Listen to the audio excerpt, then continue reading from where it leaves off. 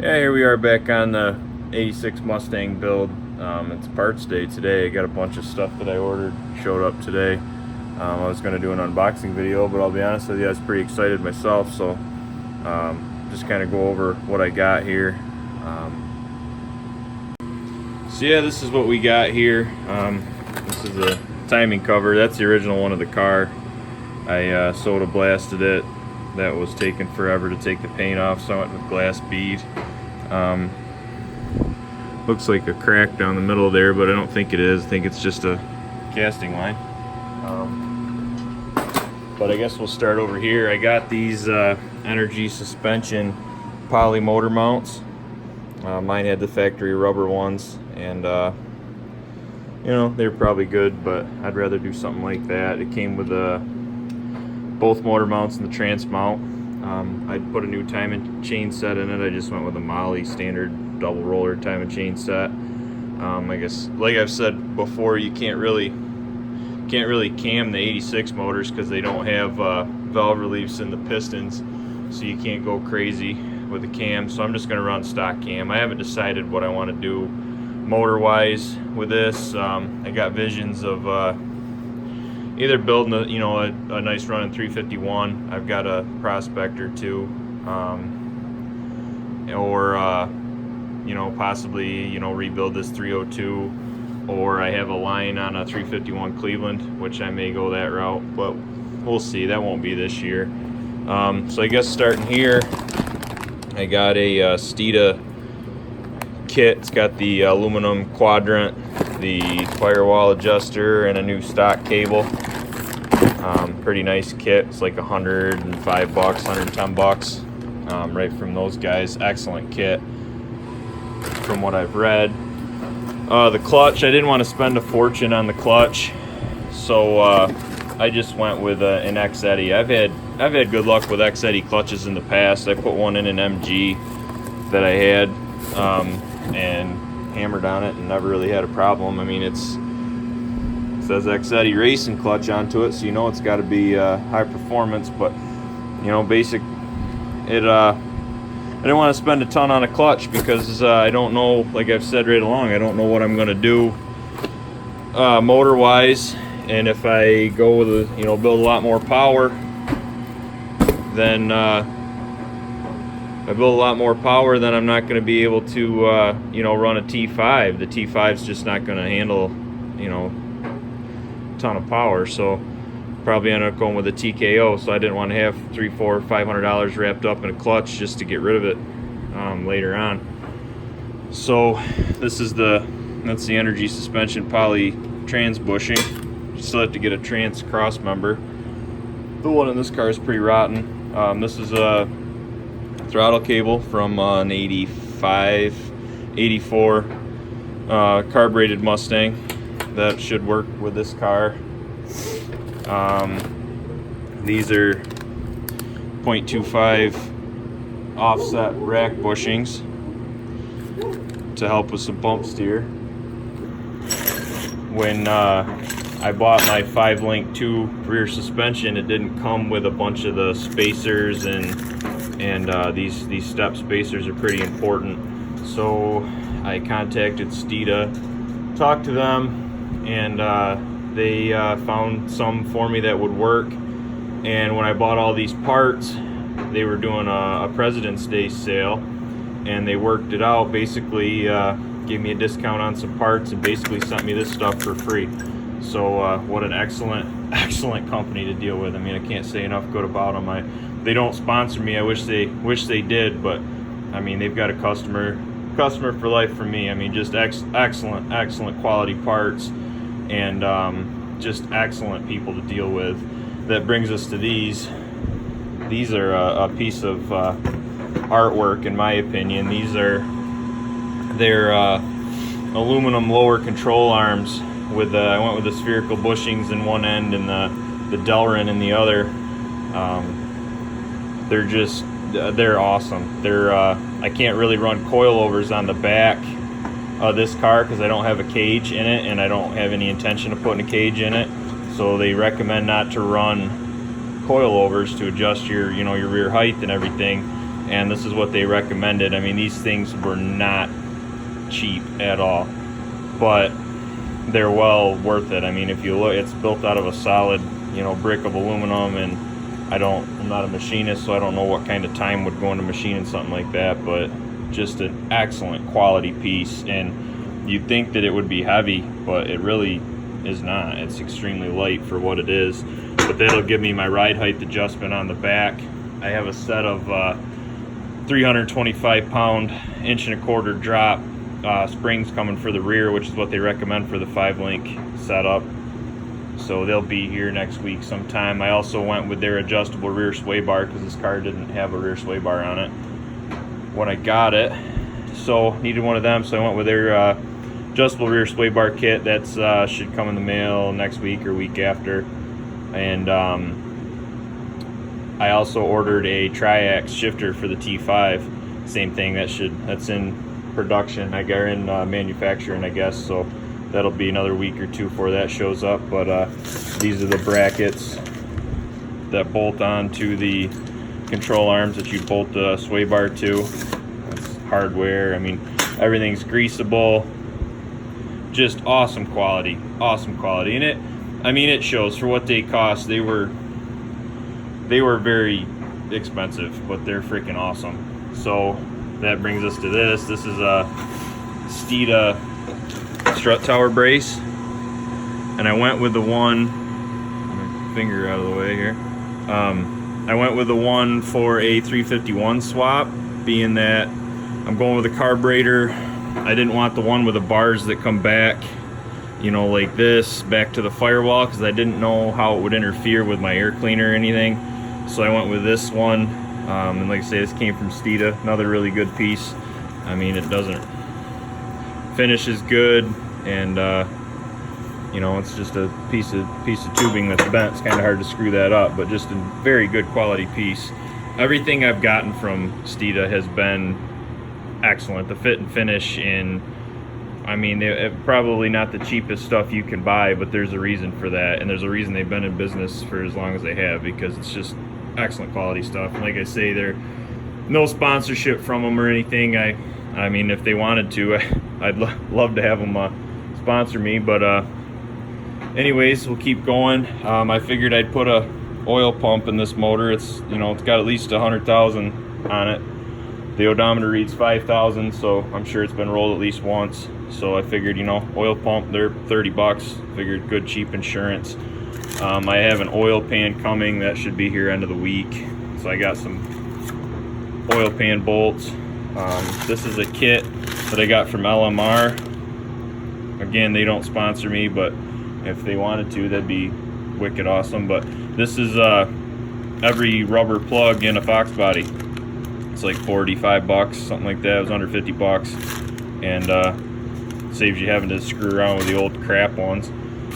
Set of blower motor resistors, because I figure I have to put a heater cord in this car anyways, so might as well throw a set of them in just because. I went with Motorcraft. This is an oil pressure sender, same thing, went with Motorcraft.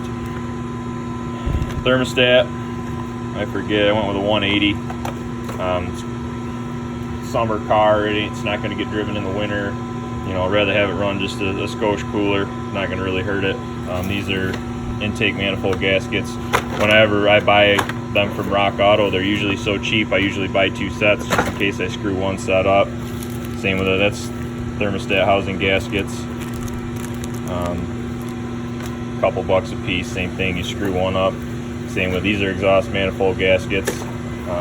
Went with, like I say, I usually get 2 sets because they're so cheap that, you know, if you screw one up, then you're going to pay part store prices, and part store prices for stuff like that are ridiculous compared to what you get it for on Rock Auto. This is a timing cover set for the front. Got a new water pump there. I bought it off a guy, but it's brand new. Put that on. These are the wires that came on the used MSD distributor that I bought. I don't see an issue with them at all. I'll clean them up and probably run those. Some parts I sandblasted. I spent 3 hours sandblasting the other day. But that pretty much concludes the parts that I got today. And like I say, there'll be more coming here soon. End of the week, I'll get the get the intake bolted on this thing, get the valve covers bolted down. I'm not taking the valve covers back off, but I went with these Molle valve cover gaskets that are like a solid piece of metal with rubber on them, and they're pretty sweet. So I mean, they should be reusable if you have to take the valve cover off for any reason.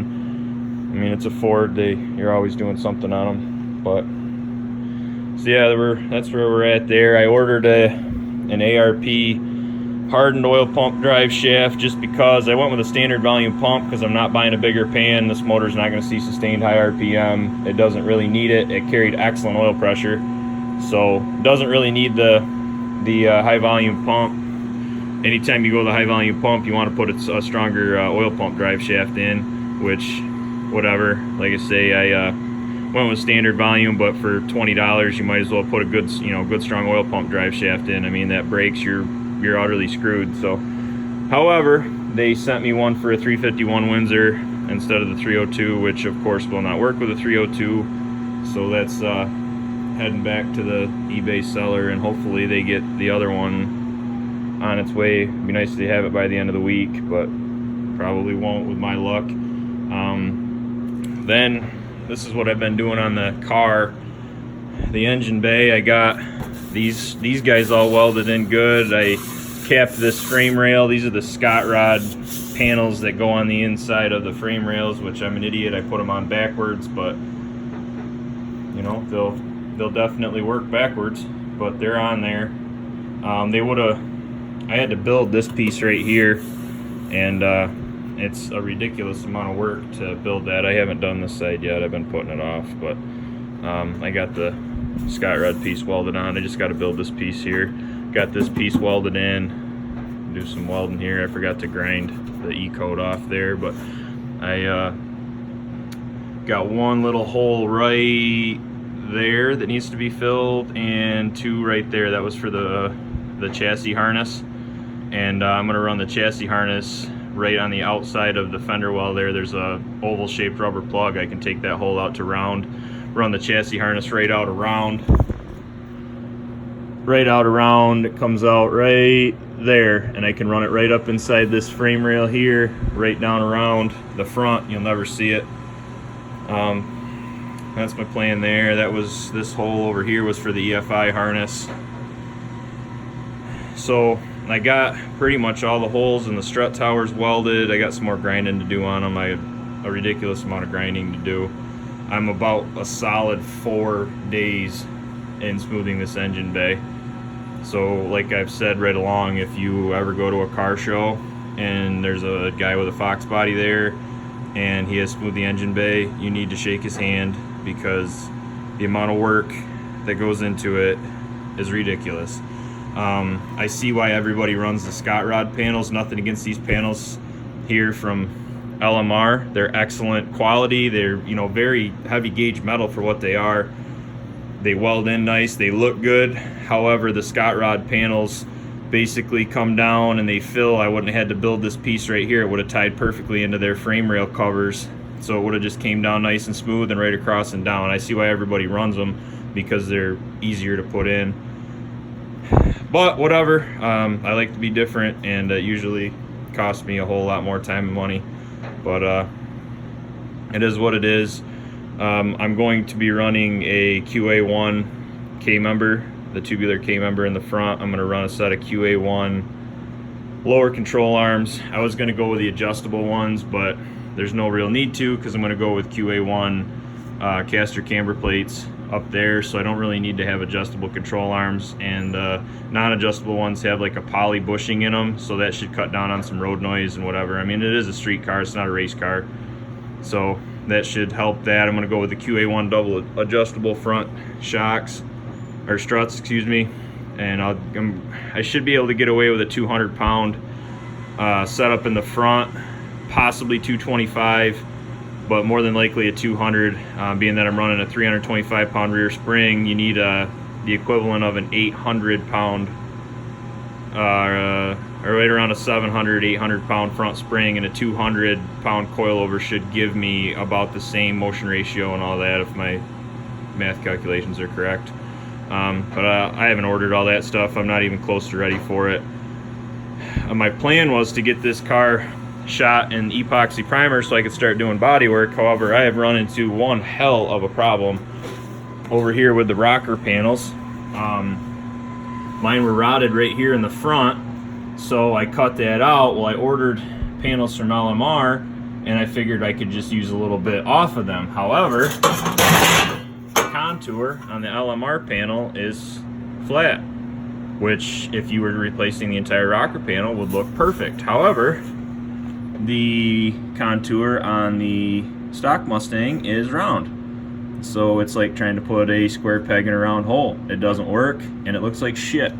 So I ordered some of these from Advanced Auto Parts and Batteries, and they sent me the wrong ones. And of course, I had already cut it before I realized it. These actually say right on them they are for a 97 to 03 Grand Prix.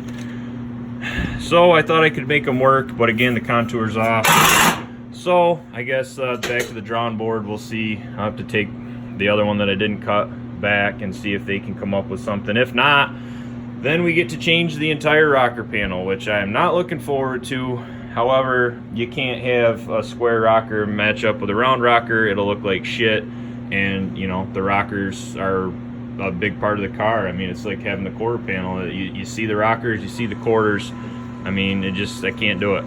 And I got a patch cut for that little spot right there at Shop Dog out here messing around. So yeah, that's the little patch panel that I have for there. I got to get it welded and ground and whatever, and then get this rocker panel fiasco figured out so I can, you know, I don't really want to change the entire rocker. I really don't. I guess if I have to, I will, but it'd be nice if I didn't have to. Nothing against LMR and their panels. I mean, again, they're excellent quality. They just don't match the factory contour. So anybody watching this looking to do rockers on a Mustang and you just want to patch your stock ones, don't buy the LMR panels because they're not going to match up. So that's where we're at with that. And hopefully, you know, I can figure something out with this whole rocker panel, you know, debacle. I'll have to go to Advanced tomorrow and see if I can take that other one back or what, I don't know. But anyways, that's where we're at. I have like I said, I've got 4 days in smoothing the engine bay on this car, and I'll be honest with you, I've been kind of lazy because it's a lot of work and it's just not fun. I'm so sick of welding and cutting sheet metal and whatever. But now probably another 4 hours I should probably have it done. But anyways, just figured I'd shoot an update video. I haven't uploaded a video in a long time, so that's what I've been up to. I haven't videoed any of the work because it's enough of a chore as it is without having to video everything. But we slowly getting there. We get this done and then get the epoxy sprayed on. Then I can go over it with body filler. I've got a couple of different assortments of Rage, Evercoat Rage body filler that I can use, and supposed to be the best that there is. So we'll get that smeared on, get it sanded down, and then get it in high build. I'm gonna put the epoxy down, do my body work over top of that, and then go over that with some high build primer, get that all blocked out really nice, and then we'll get it shot. Once we get the body shot, gonna lizard skin all this. I wasn't gonna take the dash out. However, welding in one of the plugs, I lit the sound deadening stuff behind the dash on fire, so I had to rip the dash out really quick so I didn't burn the car up and burn my shop down. But I had to change the heater core in it anyways because that leaked, so I guess whatever. But I'm not putting the factory sound deadening stuff back in. I'm gonna go with the lizard skin right on the fire, right from the firewall all the way down to the back. Probably put some the lizard skin stuff on the ceiling, and you know, anywhere that it's exposed and you know I can spray it on there, I'll spray it on there. And that stuff ain't cheap, but whatever. So that's where we're at with the Mustang. I'll keep shooting some update videos as we go along. Once I'm done with the fabrication and you know, maybe I'll shoot a couple videos of the paint process, and then once we're done with that, then the fun stuff will start. You know, bolting in some go fast parts and that'll be the fun part. Get the go fast parts in, get the timing set, and the carburetor, you know, all dialed in properly, and then I have to see if I can find somebody that has some corner scales that I could borrow, and we'll corner scale it, you know, get the ride height all dialed in, and go from there. And she should drive pretty good, should look pretty good. It's been a very expensive project and very time consuming, but it should be worth it in the end. I've wanted to build one of these cars since I was about 12, and finally doing it. So anyways, thanks for watching. Hit that subscribe button, give me a thumbs up, and we'll keep the videos coming. Thanks for watching.